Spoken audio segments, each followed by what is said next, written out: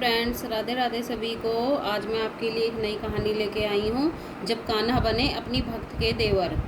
एक लड़की थी जो कृष्ण जी की अनन्य भक्त थी। बचपन से ही कृष्ण भगवान का भजन करती थी, भक्ति करती थी। भक्ति करते करते बड़ी हो गई। भगवान की कृपा से उसका विवाह श्री धाम वृंदावन में किसी अच्छे घर में हो गया।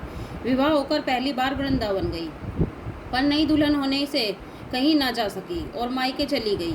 और वह दिन भी आया जब उसका पति उसे लेने उसके मायके आया। अपने पति के साथ फिर वृंदावन पहुंच गई। पहुंचते पहुंचते उसे शाम हो गई। पति वृंदावन में यमुना किनारे रुककर कहने लगा, देखो शाम का समय है, मैं यमुना जी में स्नान करके अभी आता हूँ। तुम इस पेड़ के नीचे बैठ जाओ और सामान की देख रेख करना। मैं थोड़े ही समय में आ जाऊँगा, यही सामने ही हूँ, कुछ लगे तो मुझे आवाज़ दे देना। इतना कहकर पति चला गया और वह लड़की बैठ गई। अब एक हाथ लंबा घूंघट निकाल रखा था, क्योंकि गांव है, ससुराल है, और वहीं बैठ गई। मन ही मन विचार करने लगी कि देखो ठाकुर जी की कितनी कृपा है, उन्हें मेरे बचपन से भेजा और उनकी कृपा से मेरा विवाह भी श्रीधाम वृंदावन में हो गया।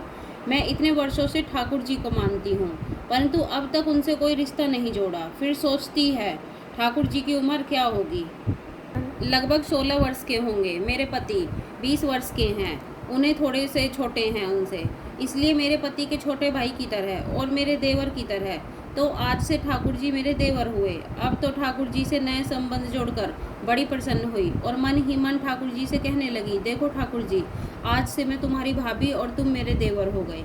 अब वो समय आएगा जब तुम मुझे अपनी भाभी भाभी कहकर पुकारोगे। इतना सोच ही रही थी, तभी एक 10-15 वर्ष का बालक आया और उस लड़की से बोला, भाभी भाभी।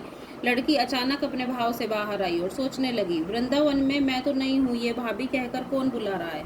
नहीं थी, इसलिए घूंघट उठाकर नहीं देखा कि गांव के किसी बड़े बूढ़े ने देख लिया तो बड़ी बदनामी होगी। अब वह बालक बार बार कहता, पर वह उत्तर न देती। बालक पास आया और बोला, भाभी तनिक अपना चेहरा तो दिखा दे। अब वह सोचने लगी, अरे ये बालक तो बड़ी जिद कर रहा है, इसलिए किसके घूंघट पकड़ कर बैठ गई कि कहीं घूंघट उठकर देख न ले। लेकिन उस बालक ने जबरदस्ती घूंघट उठाकर चेहरा देखा और भाग गया। थोड़ी देर में उसका पति आ गया। उसने सारी बात उनसे कही।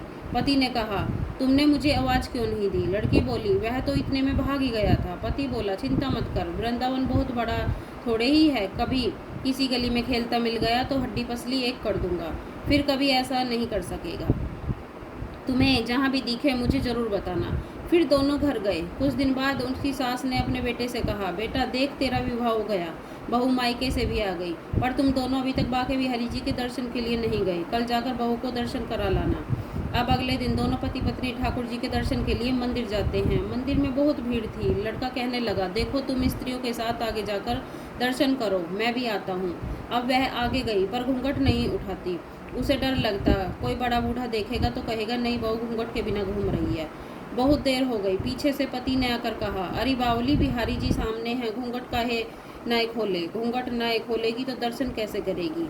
अब उसने अपना घूंघट उठाया और जो बाके बिहारी जी की ओर देखा तो बाके बिहारी जी की जगह वही बालक मुस्कुराता हुआ दिखा। तो एकदम से चिल्लाने लगी, सुनिए, जल्दी आओ जल्दी आओ। पति पीछे से भागा भागा आया और बोला, क्या हुआ। लड़की बोली, उस दिन जो मुझे भाभी भाभी कहकर भागा था वह बालक मिल गया। पति ने कहा, कहाँ है।